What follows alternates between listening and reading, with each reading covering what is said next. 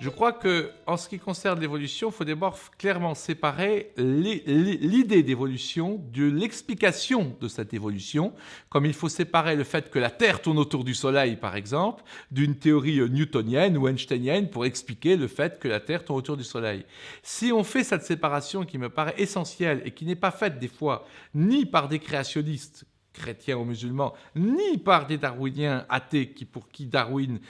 toutes les théories de l'évolution ne peuvent être que dans un cadre darwinien.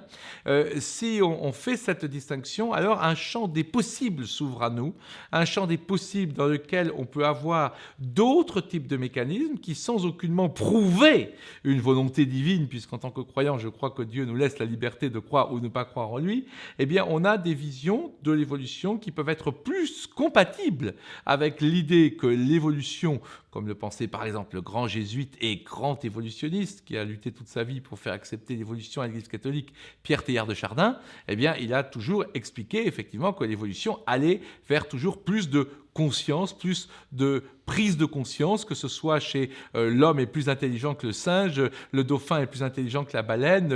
les termites sont plus intelligents que les fourmis, les abeilles sont plus intelligentes que les guêpes, les corbeaux sont plus intelligents que les moineaux, les poulpes sont plus intelligents que les calamars, et ainsi de suite, et ainsi de suite, et ainsi de suite. Donc on peut avoir une vision vraiment de l'évolution comme cette grande poussée, en quelque sorte, vers l'intelligence, qui bien sûr se maximise et se réalise pleinement que dans la personne humaine qui est justement capable de s'interroger sur le sens de l'univers et de chercher la divinité.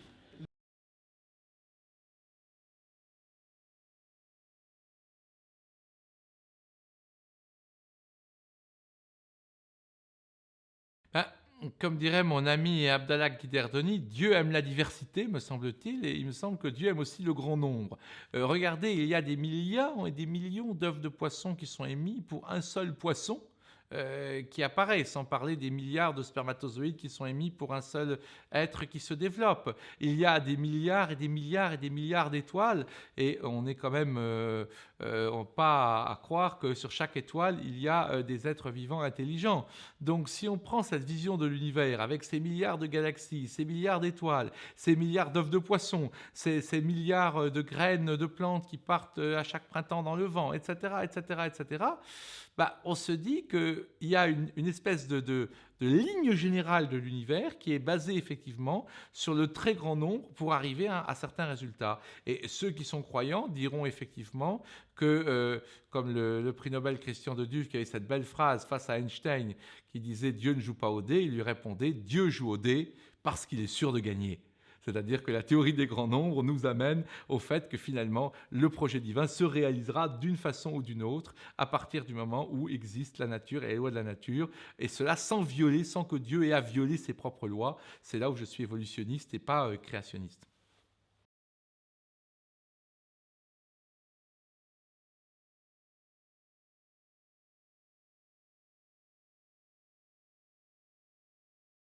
Tout d'abord, j'ai eu l'occasion de parler de ces questions-là avec Marcel-Paul Schutzenberger, qui était un grand généticien et un grand mathématicien en même temps, et même s'il était protestant, et pas très croyant d'ailleurs, il me disait toujours, c'est pour des raisons scientifiques que l'on doit critiquer le darwinisme et pas des raisons théologiques. Et effectivement, si le darwinisme est vrai, eh bien, comme je l'ai dit tout à l'heure, les faits doivent primer. Et donc, effectivement, si on a des preuves du fait que des processus de hasard et de sélection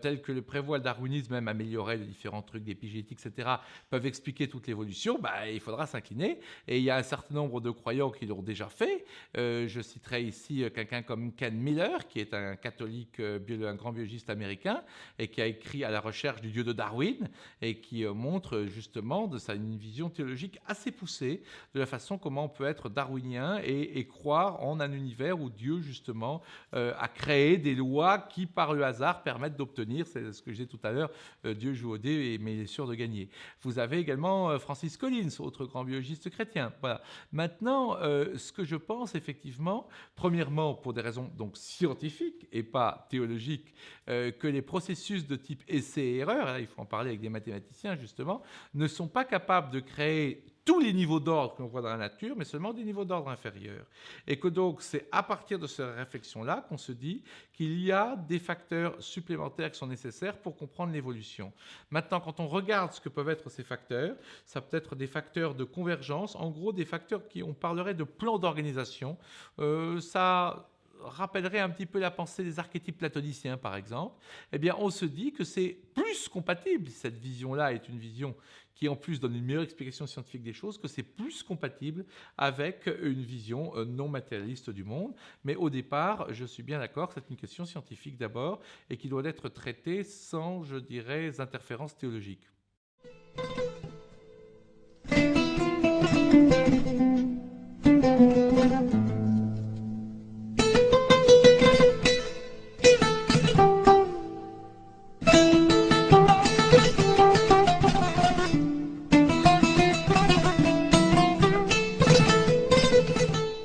Dieu étant Ar-Rahman, le miséricordieux,